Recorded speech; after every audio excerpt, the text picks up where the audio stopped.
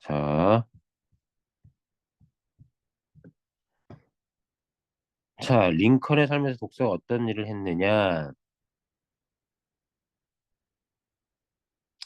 정규교육은 받지 못했으나 독서에 매진해서 그런 글들을 읽으면서 삶의 방향을 세우고 정치에 관심을 가지게 됐고, 그리고 사회 문제에도 눈을 뜨게 됐다. 그래서 인생의 목적과 진로, 문제 해결을 위한 지혜를 얻게 되는 부분들을 얘기한 거고요. 별거 없습니다. 자, 문제 해결을 위한 글 읽기입니다. 그냥 여가 생활을 위한 글 읽기가 아니라 독자는 글을 읽으면서 자기 나름의 논리를 세우거나 해결 방안 등을 떠올리고 이를 글의 내용에 적용함으로써 기존과 다른 해석을 이끌어내거나 주제를 새롭게 구성할 수도 있다. 글에 대해서 일방적으로 받아들이기만 하는 존재가 아니라 자기가 능동적으로 읽어내고 할 수 있다는 거고요. 독자는 필자의 관점이나 생각에 대한 다양한 대안을 떠올리거나 자신이나 사회가 안고 있는 문제들에 대한 해결의 실마리를 발견하며 글을 읽을 수 있다. 별건 없어요. 자, 소유냐 존재냐. 수필입니다. 글의 종류는 사변적이라는 말은 정말 사변적이라는 말은 이런 말과 같을 수 있는데 사색적이라는 말과 같습니다. 이 사색적이라는 말은 뭐 깊게 생각하는 것. 우리가 사색적이라 생각하시면 돼요. 둘의 삶의 방식의 차이를 생각하는 거고 시를 통해서 예를 들어서 설명해주고 있고요. 대립적 가치의 대비를 통해서 글을 전개합니다. 예시를 사용하고 있고 자, 소제목을 통해서 이렇게 글을 써나가고 있습니다. 자, 가보도록 하죠.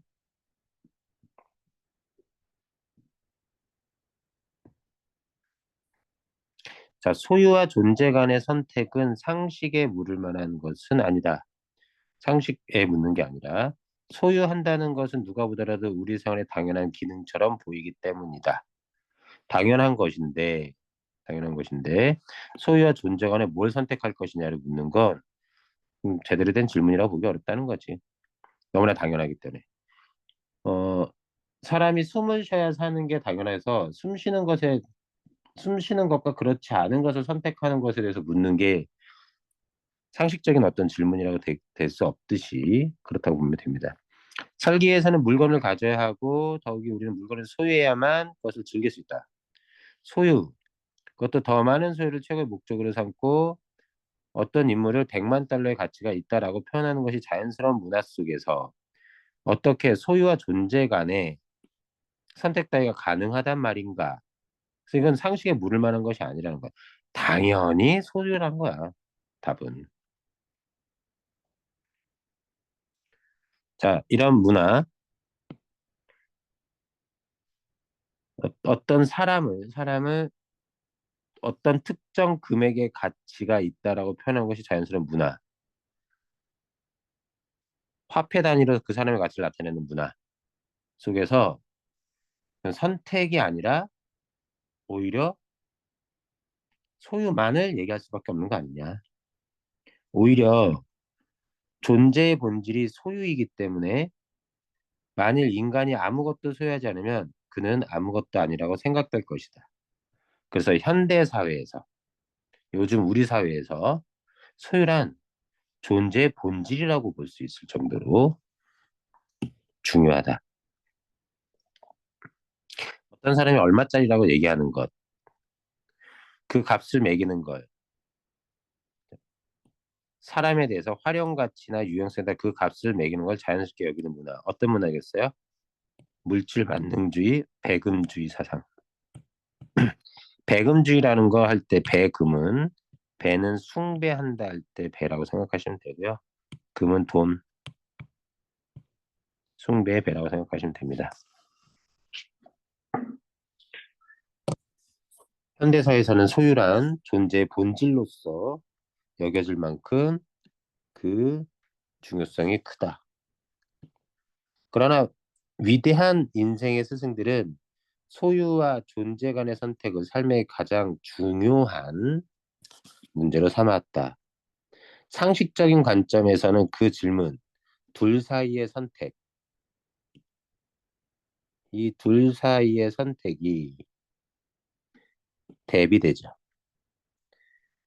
지금은 당연히 소유가 선택의 여지 없이 소유를 중시하고 소유를 추구해야 되는 삶인 것 같지만 실제 위대한 인생의 스승들, 우리가 존경할 만한 사람들은 전부 다 소유와 존재 이 둘 간의 선택에 대해 항상 고민해 왔다는 얘기입니다. 그들에 대한 사례로 부처 해탈에 이르기 위해 소유를 갈망하는 삶을 버리라고 가르쳤고 예수는 자기 목숨을 구하는 사람 그 목숨을 위해 오히려 신을 위해 자기 목숨을 잃는 사람은 자 살려고 하는 사람은 오히려 그 목숨을 잃고 오히려 신을 위해 자기를 목숨을 아끼지 않는 사람, 잃는 사람은 구원될 것이니 사람이 온 세상을 얻고도 자기를 잃으면 무엇이 유익할 것이냐 했다. 독일의 철학자 에카르트는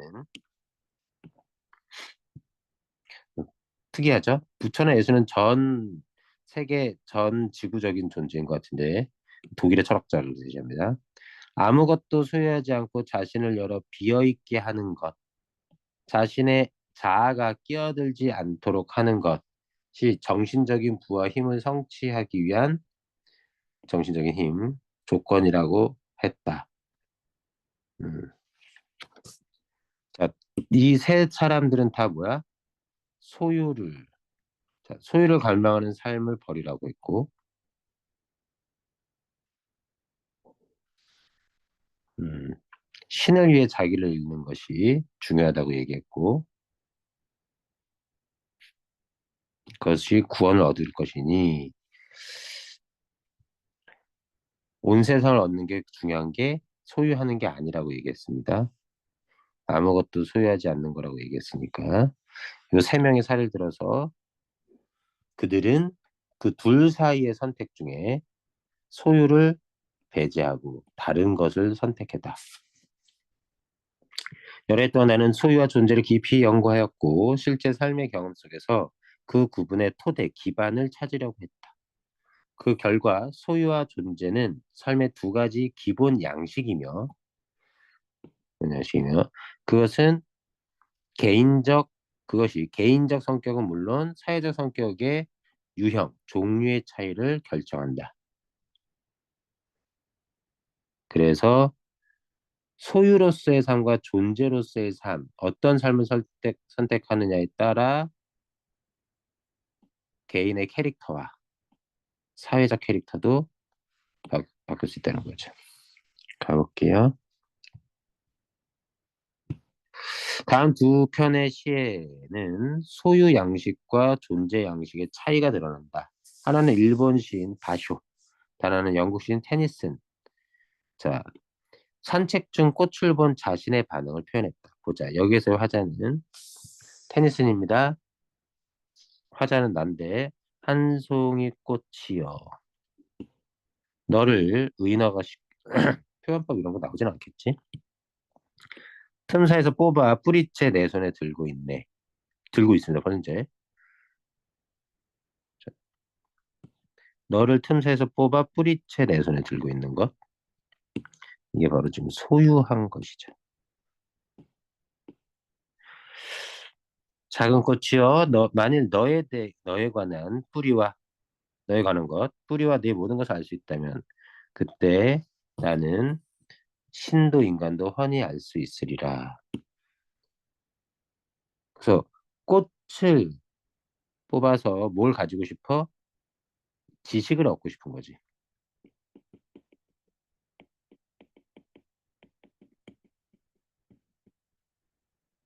진리를 소유하고 싶은 거. 너를 알므로써, 너를 알고 가짐으로써 지식, 진리의 소유. 그것이 바로 뭘 하게 돼요? 하지만 꽃을 파괴하게 됩니다.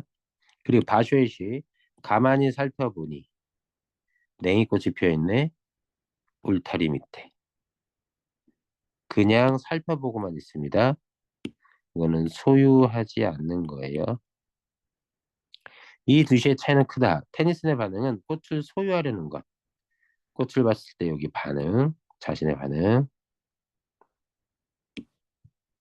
테니슨의 시는 꽃을 소유하는 것. 그는 꽃을 뿌리채 뽑아낸다. 신과 인간의 본성에 대한 통찰을 얻기. 이게 목적.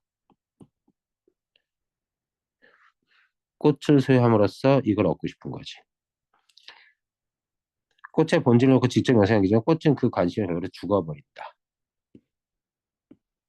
생명의 파괴. 그래서 테니스는 살아있는 것을 해체함으로써 진리를 찾으려 하는 사람에 비유할 수 있다. 그러나 바쇼의 반응은 아주 다르다. 그는 꽃을 뽑으려 하지 않는다. 그는 꽃에 손을 대지조차 않는다. 다만 가만히 살펴볼 뿐이다. 뭐지?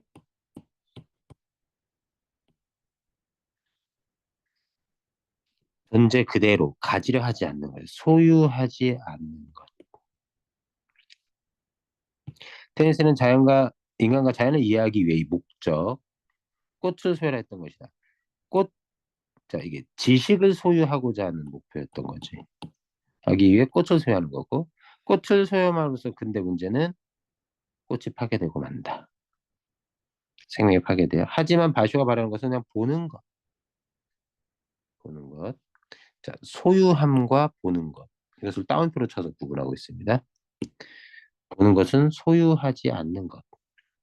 단순히 꽃을 볼 뿐만 아니라 그것과 하나가 된다. 꽃을 그대로 살려두면서 자신을 꽃과 일치시킨다. 자신을 꽃과 일치시키면 물화일체라고 얘기할 수 있겠네요. 동양적으로 얘기하면.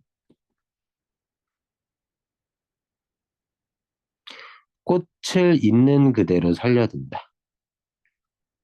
존재, 꽃이라는 존재를 그대로 인정한다. 이렇게 나오고 있습니다. 꽃 그 자체를 있는 그대로 인정하는 겁니다. 괴테는 이렇게 썼습니다. 나홀로 그렇게 숲속을 걸었지.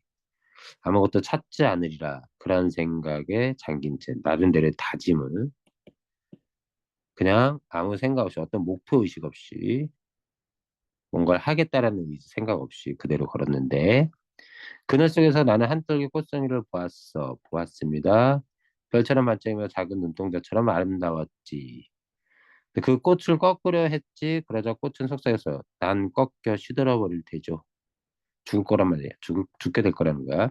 나는 그것을 아름다운 정원에 다 심으려고 뿌리채 파내어 집으로 가져왔지.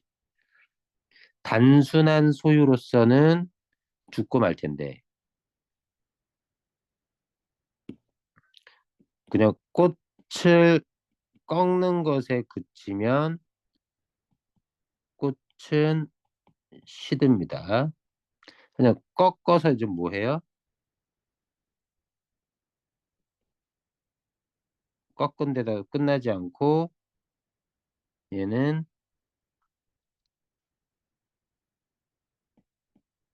집의 정원에 옮겨 심었습니다. 그랬을 때 꽃은 더 많이 피어났죠.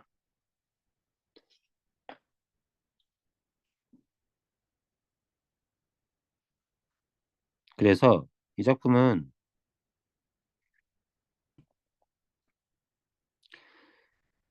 소유하면서도 존재 그 자체를 살아서 더 꽃을 피우게 만드는 그런 모습으로서 등장합니다. 여기 보면 소유하면서도 꺾었다는 건 소유인데 옮겨 심어서 꽃을 더 피어나게 만든다는 건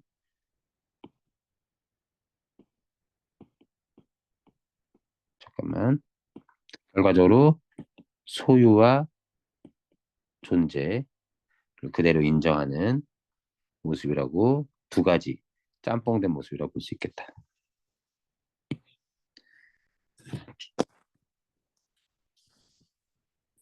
아무 생각이 산책했던 괴테는 아름다운 작은 꽃을 발견하고 테니슨과 똑같이 꽃을 꺾고 싶은 충동에 소유하고자 하는 욕망에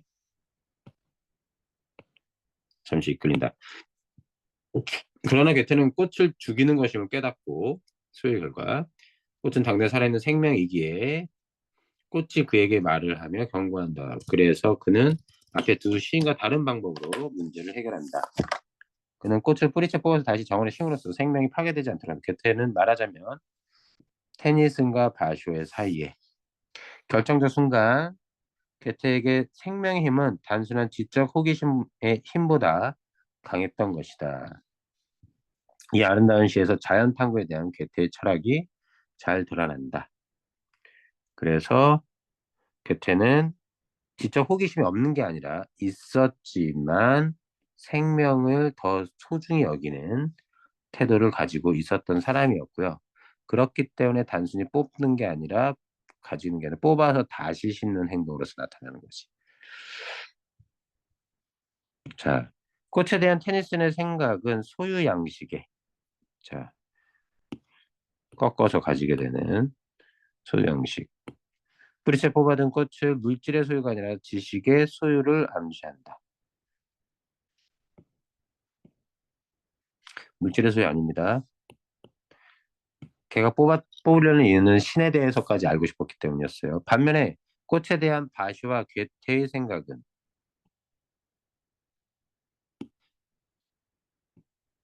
존재 양식에 해당한다.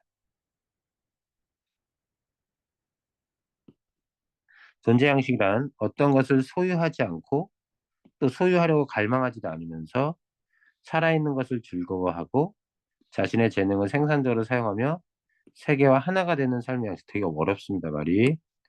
존재 양식이란 소유하지 않고 소유하려고 갈망하지도 않으며 살아있는 것을 즐거워하고 내가 살아있는 것도 나 스스로 즐거워하는 거죠.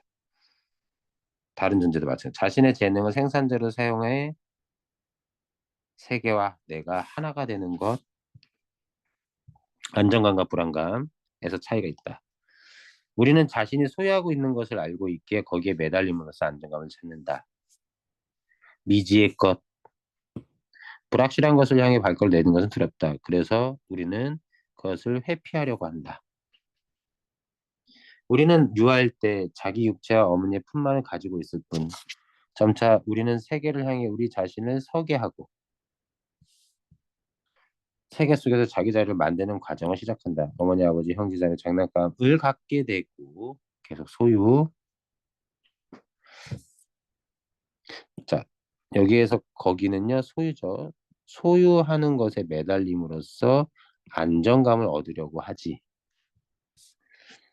이런 얘기고, 자녀들을 갖게 되고 좀 더 지는 내생이라고 할 만한 것, 즉 내장주 건수까지 소유하게 된다.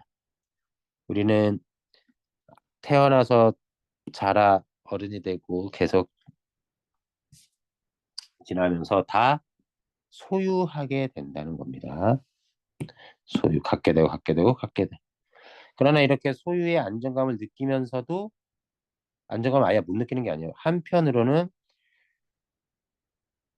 새로운 것에 대한 이상을 가진 사람들, 목표, 새 길을 개척하는 사람들, 전진하는 용기를 가진 사람들을 찬양한다. 우리는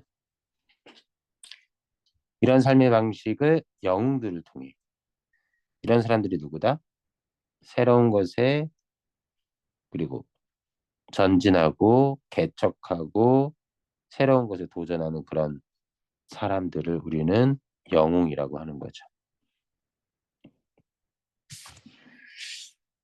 영웅이란 자신이 가진 것, 토지, 재산 등에 얽매이지 않고 앞으로 나아가는 용기를 가진 사람. 자, 영웅의 정의입니다.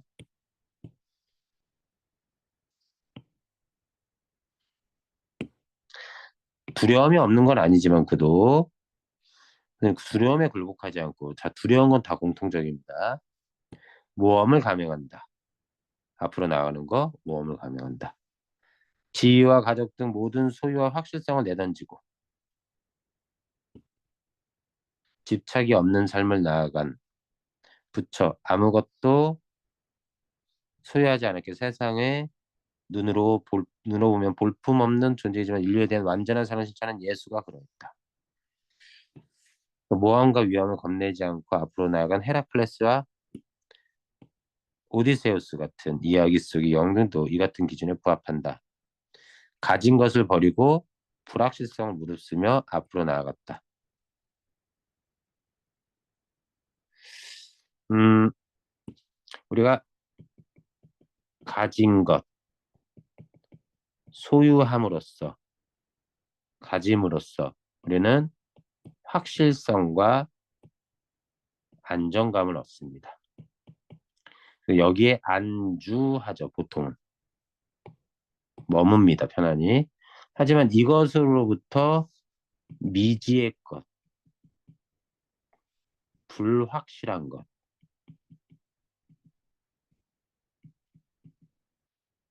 우리는 여기에 집착합니다, 보통.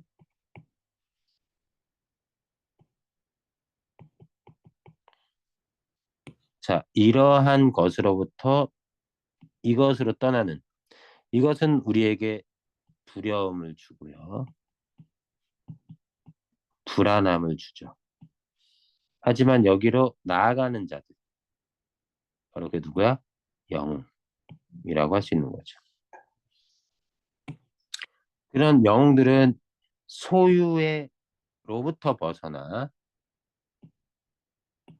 미지의 것, 불확실한 어떤 꿈과 이상을 향해 나아간다. 우리가 이들 영웅을 찬양하는 것은 우리도 할 수만 있다면 이들이 사는 방식대로 살고 싶다고 느끼기 때문에, 그러나 두려움 때문에, 두려움을 이 사람들은 각오하고 가는 거고요. 우리는 그러한 방식으로 살 수 없다고 합니다. 오로지 영웅들이나 그렇게 살 수 있다고 생각하는 것이다. 영웅은 우상이 되고 우리는 우리 자신을 움직일 수 있는 능력을 이들 우상에 넘겨준 채 현재 장소에 그대로 봅니다. 자, 그래서 영웅과 우리를 대비하고 있는 거고요. 영웅이 아니다. 자, 변명을 하는 거죠.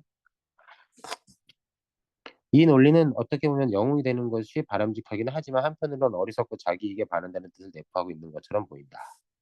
왜? 가지고 있는 걸 버려야 되니까. 그러나 결코 그런 뜻은 아니다. 조심성이 많고 무언가 소유하고 있는 사람들은 안정감을 느끼는 것 같지만 실상 반드시 결국엔 불안정하다. 조심성이 많고 무언가를 소유하고 있는 사람들은 결국은 불안정한 삶일 뿐이다. 그들은 돈, 명예, 그들의 자아 등 자신이 가지고 있는 것, 어떤 자신의 외부의 어떤 것에 의존하는 삶이다. 그들이 자기가 소유한 것을 잃어버리면 어떻게 되는 거야? 실제로 소유한 것은 잃어버릴 수도 있다. 자기 재산을 잃을 수 있고 지위나 친구들도 잃을 수 있다. 생명을 잃을 수도 있으며 그리고 언젠가는 조만간 일테로 죽게 돼 있다. 만약 나의 소유가 나라면 내가 가진 것을 가지고 그것을 나라고 규정한다면 결국 내가 가진 걸 잃으면 나는 사라지는 거겠지. 소유 있는 것을 잃어버렸을 때 나는 누구일 것인가? 내가 가진 것으로 나를 규정해서는 안 된다는 얘기야. 그릇된 삶의 방식에서 패배한 김 빠진 슬픈 증거물 외에 아무것도 아닐 것이다. 그래서 얘는 항상 뭐가 있다? 소유한 것은 잃어버릴 수도 있다, 언제든. 자, 상실의 위험이 늘 존재한다. 그리고 언젠간 상실하게 될 그 모든 것들, 소유한 것을 토대로 나를 규정하면, 나의 정체성으로 삼게 되면, 결국 소유한 걸 잃었을 때 뭐밖에 안 남는다? 패배하고 김 빠지고 빠져버린 슬픈 증거물로 남게 된다. 요거 이렇게는 그냥 알아만 두면 될 것 같고요. 소유하고 있는 것은 잃어버릴 수 있기 때문에 나는 필연적으로 가지고 있는 것을 잃어버릴 걸 항상 걱정하게 된다. 자, 이번엔 걱정에 쌓이는 늘 걱정하는 삶. 도둑, 경제적 변화, 혁신, 그 다음에 병, 죽음을 두려워한다. 늘 걱정이 끊이지 않는다. 건강 잃을까 두려움뿐만 아니라 소양과 상실까는 두려움까지 겹쳐 만성 우울증으로 고통받게 된다. 더 잘 보호받기 위해 더 많이 소유하려는 욕망 때문에 방어적이 되고 경직되고 의심 많아지고 외로워진다. 자, 소유로 인한 고통들입니다. 그러나 존재 양식의 삶에는 자기가 소유하고 있는 것을 잃어버릴지 모른다는 위험으로부터 오는 걱정, 불안이 없다. 자, 상실의 위험에 으로 인한 걱정, 불안이 없다. 나는 존재하는 나이며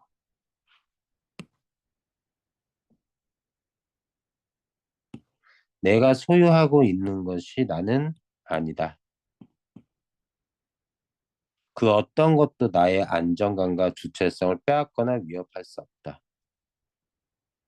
자, 존재 양식. 살아있는 나가 그저 나이기 때문에 거기서 오는 안정감과 주체성은 사라지지 않죠. 나의 중심은 나 자신 안에 있으며 나의 존재 능력, 나의 기본적인 힘의 발현 능력은 내 성격 구조의 일부로서 나에 근거하고 있다. 그래서 나의 능력, 기본적인 힘의 어떤 능력은 나로부터 출발하는데 나를 상실하진 않죠. 물론 이는 정상적인 삶의 과정에는 삶을 무력하게 만드는 병이나 고문, 그 밖에 강력한 외부적 제약이 있는 상황에서는 이런 존재 능력이나 이런 것들을 가지지 못하겠지.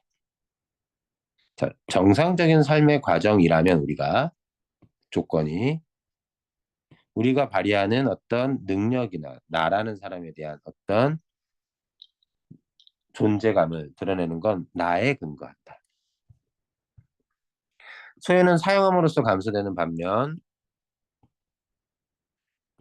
존재는 실천함으로써 성장한다. 특징이야. 감소와 성장. 이성의 힘, 사랑의 힘, 예술적, 지적, 창조의 힘은 모두 기본적인 힘은 발현하는 과정을 통해 성장한다. 자, 얘네들은 이성, 지적인 힘, 이런 여러 가지 힘 등은 다 존재 양식으로서의 삶의 특징이죠.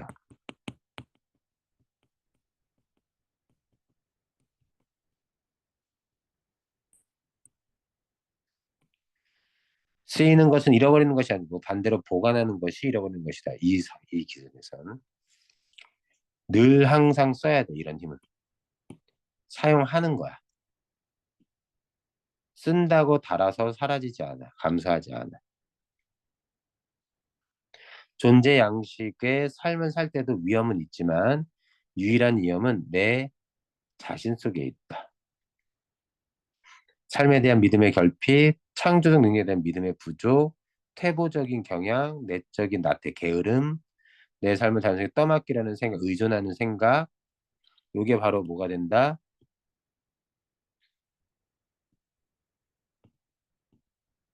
다 뭐예요? 내 자신 속에 있는 위험 요소인 거죠.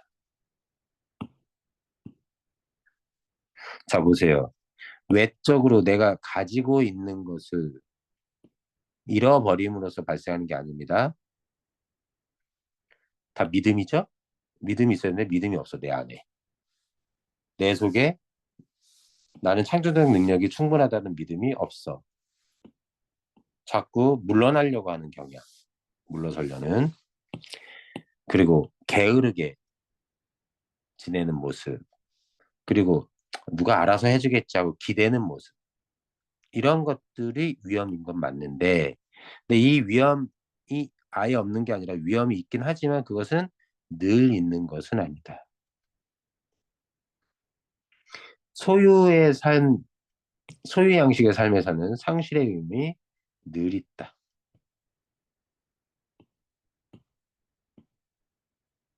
이게 차이죠. 여기 군데군데 이렇게 나옵니다. 여기 이렇게 나오기도 하고 정리되어 있으니까 한번 보시고.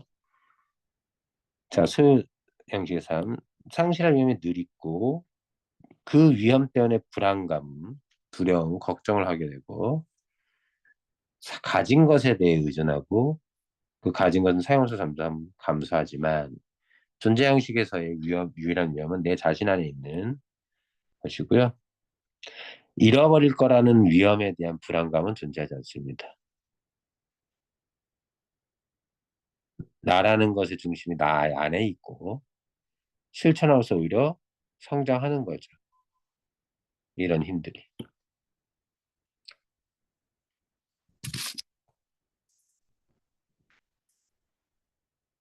자, 여기 테니슨 소유함으로써 생명을 죽이는.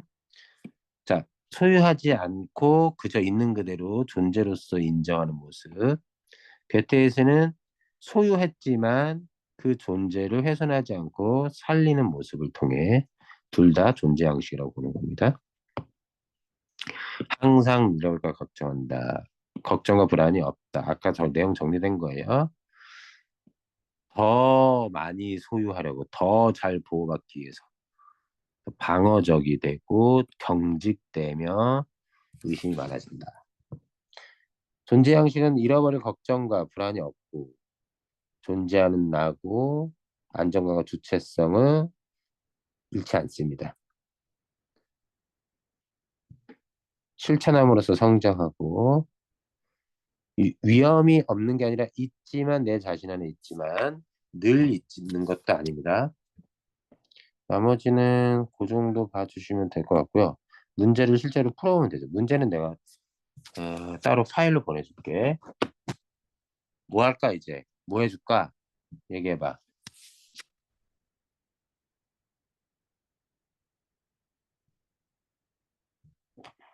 정진이 들어왔네? 언제 들어왔냐? 한 명이 없네? 수연, 종찬, 유진, 지우. 소율이는 또 어디로 갔지?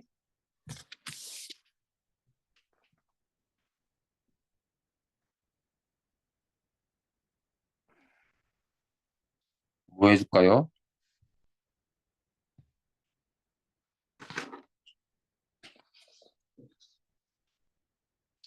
전 제막내가 10년이 정도 있도록. 네, 어? 저 소율이랑 같이 듣고 있어요. 아, 그랬어? 알았어. 네, 네. 어. 소윤의 존재는 문제 내가 주면 되겠고.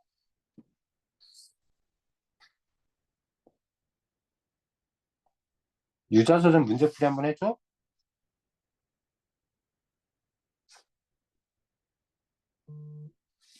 뭐 해줄까?